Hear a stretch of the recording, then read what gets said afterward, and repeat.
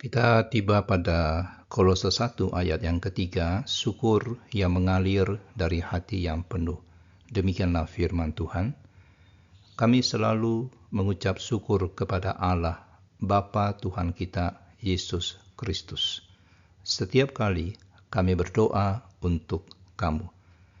Ayat ini yang mengawali doa syukur Paulus untuk jemaat di Kolose memancarkan kehangatan hati seorang gembala yang peduli.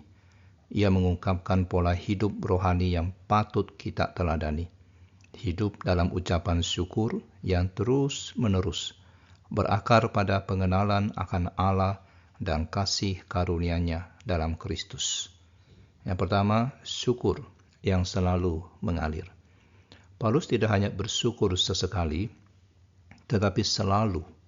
Sikap ini menunjukkan bahwa syukur bukanlah respons atas situasi tertentu, melainkan sebuah gaya hidup yang mengalir dari hati yang dipenuhi oleh kasih dan anugerah Allah. Yang kedua, Allah Bapa Tuhan kita, Yesus Kristus. Paulus mengarahkan syukurnya kepada Allah yang dikenal melalui Yesus Kristus. Kristus menjadi jembatan yang menghubungkan kita dengan Bapa, yang menyatakan kasih dan kebenarannya. Dan melalui Kristus, kita menerima pengampunan dosa dan diangkat menjadi anak-anak Allah. Dan yang ketiga, syukur yang berakar pada kabar baik. Paulus bersyukur karena dia mendengar tentang iman dan kasih jemaat Kolose. Iman mereka kepada Kristus dan kasih mereka kepada sesama orang kudus adalah buah dari karya Roh Kudus. Kabar baik ini menjadi alasan bagi Paulus untuk bersyukur dan semakin mengasihi jemaat yang belum pernah ia jumpai secara langsung. Dan terakhir, ini merupakan doa yang penuh syukur. Paulus senantiasa mengingat jemaat Kolose dalam doanya dan setiap doa itu diwarnai dengan ucapan syukur.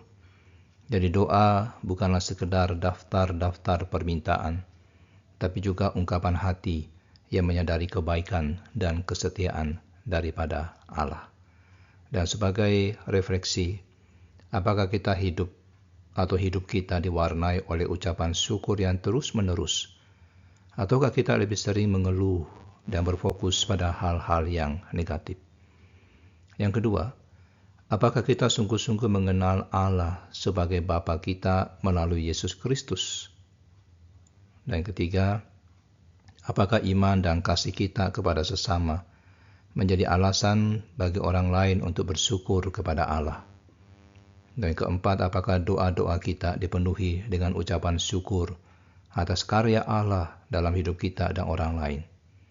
Mari saudara kita belajar dari teladan Paulus, menjadikan syukur sebagai bagian integral dari hidup kita, dan kiranya ucapan syukur kita bukan hanya kata-kata di bibir, melainkan mengalir dari hati yang dipenuhi oleh kasih dan anugerah Allah.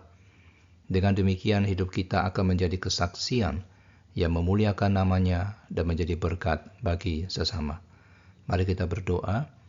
Bapa Surgawi, terima kasih atas teladan Rasul Paulus yang selalu mengucap syukur di dalam doa.